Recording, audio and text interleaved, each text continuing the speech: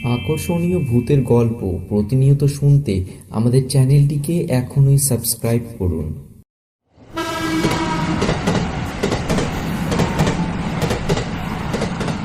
Jalaluddin রশিদের নাম আমি প্রথমে জানতে পারি মকবুলের কাছ থেকে।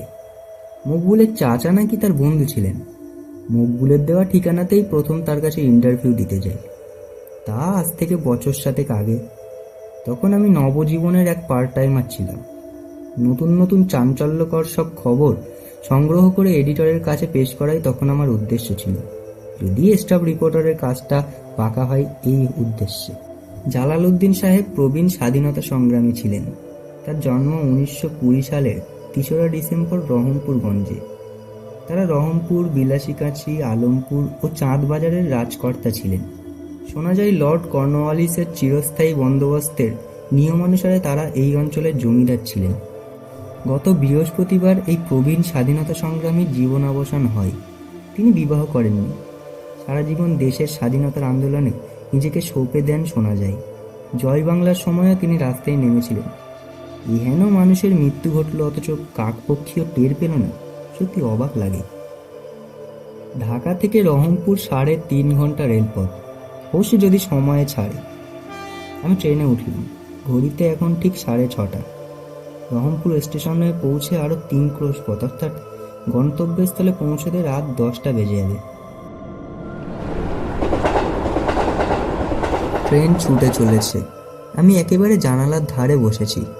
কাঁচা বাড়ি, ধান ক্ষেত, কলা বাগানগুলো রাতের হিম হিম কুয়াশা মাখা অন্ধকারে ছুটে চলেছে পিছনের দিকে, আর আমার স্মৃতির বলাগা ছুটছে সামনের দিকে। মনে হয় এই সেদিনের ঘটনা। আমি জালালউদ্দিন সাহেবের ইন্টারভিউ নিতে যাচ্ছি রহমপুরে, সঙ্গে মকবুল।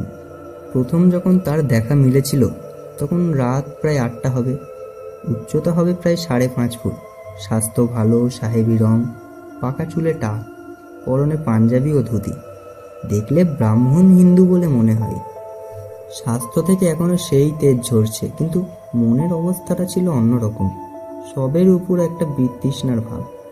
বোধহয় দেশের বর্তমান কথা ভেবেই সেদিন বেয়ারা আপ্যায়ন করে নিয়ে একটা ঘরে বসালেন।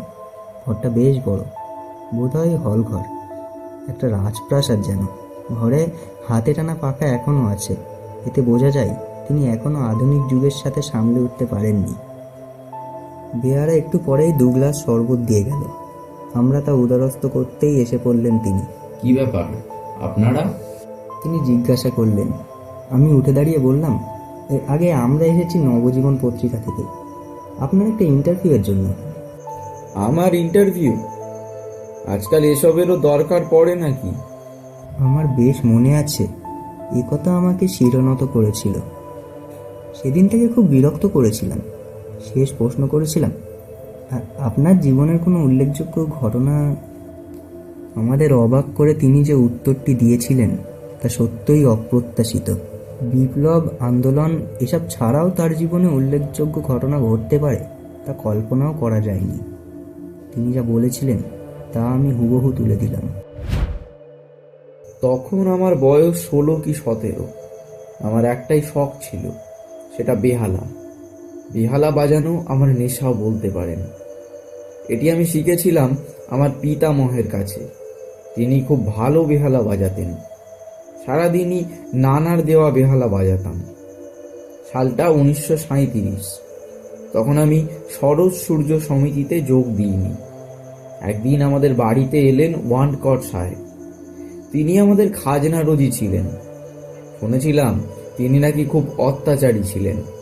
সে যাই হোক, তখন আমার তো তা মনে হয়নি।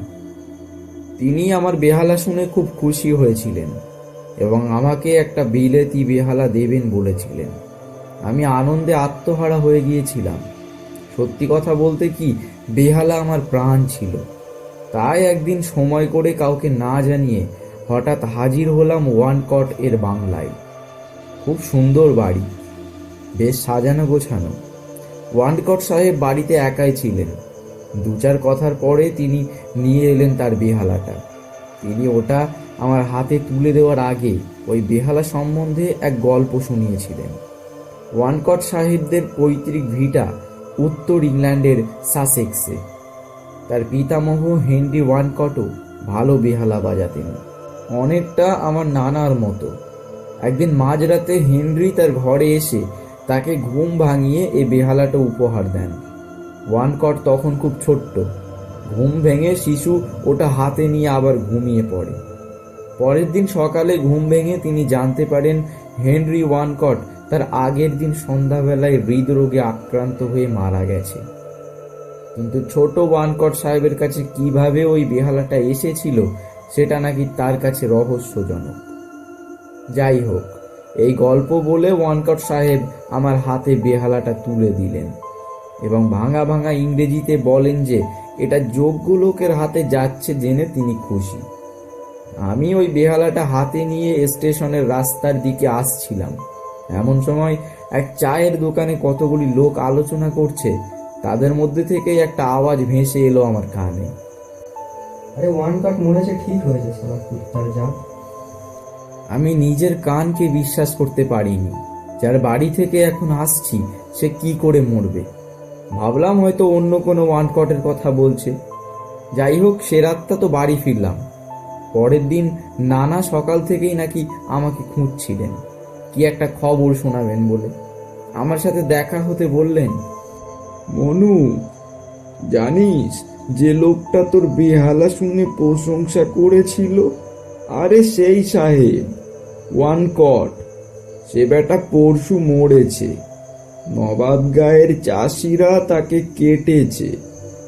আমি কথাটা বিশ্বাস করব কিনা তা নিয়ে দ্বিধায় ছিলাম, কিন্তু পরে জেনেছিলাম এ ঘটনা সত্যি। আমি এক সাহেব ভূতের কাছ থেকে এই বেহালাটা পেয়েছিলাম। এটা আমার জীবনে সবচেয়ে রহস্যবহুল উল্লেখযোগ্য ঘটনা। বলে জালালউদ্দিন থামলেন। এই ঘটনা আমি নবজীবনে প্রকাশ করে স্টাফ রিপোর্টার হয়েছিলাম, তাই জালালউদ্দিন রশিদকে ভুলতে পারিনি। তাকেই শ্রদ্ধা জানাতে আজ আবার যাচ্ছি তার বিদ্রোহী আত্মার কাছে। হাত ঘড়িটার দিকে চোখ পড়তে দেখি রাত 8:30।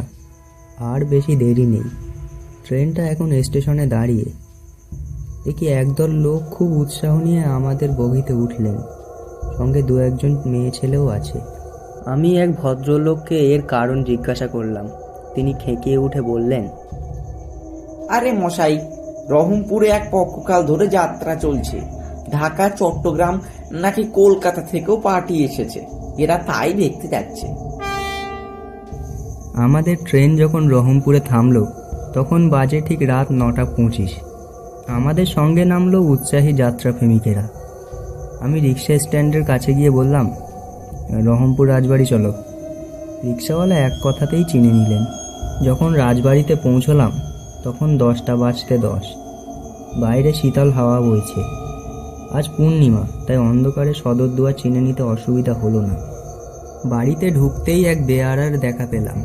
এ সেই বেয়ারা যে এর আগের দিনও ছিল। নিজের পরিচয় দিয়ে বললাম, ম্যানেজার বাবুর সাথে দেখা করতে চাই।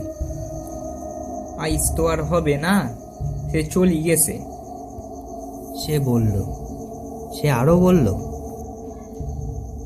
চিন্তার কিছু নেই, ম্যানেজার বাবু বলি গেছেন ঢাকা থেকে কেউ এলি তাকে রেতের ব্যবস্থাটা করে দিতে। যাক, আল্লাহর লাখ লাখ দোয়া। রাজবাড়ির অন্দরমহল দেখে মনেই হয় না যে এটা 200 বছরেরও বেশি পুরনো। মিনার কাজ, পাথরের কাজ আজও তেমনই আছে। দেখে বোঝা যায় এর রোজ পরিচর্যা করা হয়। বেয়ারা আমার জন্য খাওয়ার ব্যবস্থা করে শয়নকক্ষ দেখিয়ে দিলেন। আমি খেয়ে শুতে যাওয়ার আগে বেয়ারাকে ডেকে বললাম, ঢাকা থেকে আর কি কেউ এসেছে?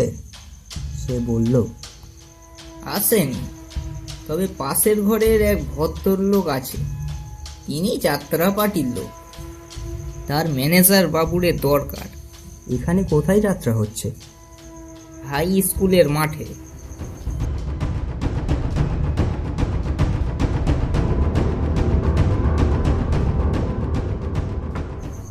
রাত্রিবেলায় বিছানাতে শুয়ে যাত্রার গুরুগম্ভীর কণ্ঠস্বর বেশ শোনা যাচ্ছিল। এর মধ্যেই ঘুমিয়ে পড়েছি, আর কখন যে সকাল হয়েছে তার হুঁশ নেই। ঘুম ভাঙল বেয়ারার কপাট ধাক্কায়। দেখি সে চা নিয়ে এসেছে। আর মোড়া ভেঙে জিজ্ঞাসা করলাম, ম্যানেজার বাবু কি এসেছে? হ্যাঁ। সকালে হাত মুখ ধুয়ে ম্যানেজার বাবুর সঙ্গে আলাপ হলো। আমি জালালউদ্দিনের সম্পর্কে একটি আর্টিকেল লিখব বলে তার কাছে সাহায্য চাওয়াতে সে এক কথায় সম্মত হলেন।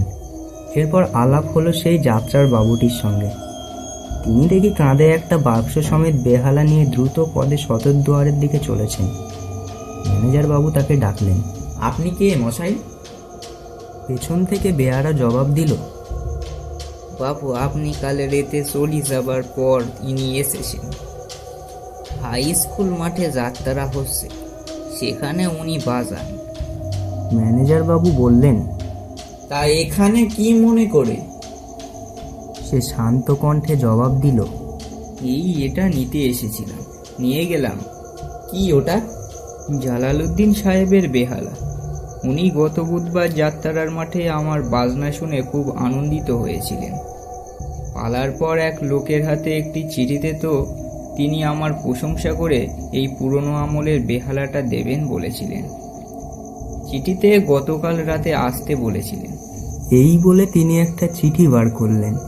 কাল রাতে যখন শুয়ে পড়েছিলাম তখন তিনি আমার ঘরে এসে এটা দিয়ে গেছেন।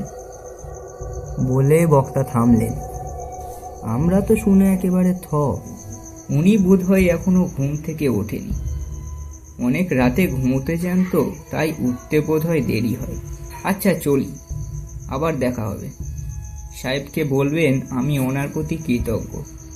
হাজার হোক 200 বছর আগেকার বিলিতি বেহালা। উনি যে আমাকে যোগ্য মনে করেছেন তাতেই আমি ধন্য।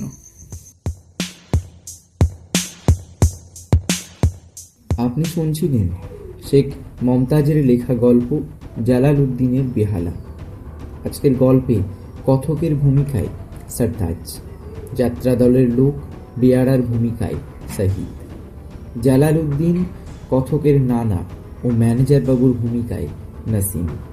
আমাদের আজকের গল্প আপনার কেমন লাগলো তা কমেন্টে জানান এবং ভিডিওটি আপনার বন্ধু বান্ধবদেরকে শেয়ার করুন যাতে তারাও গল্পটি শুনতে পারে।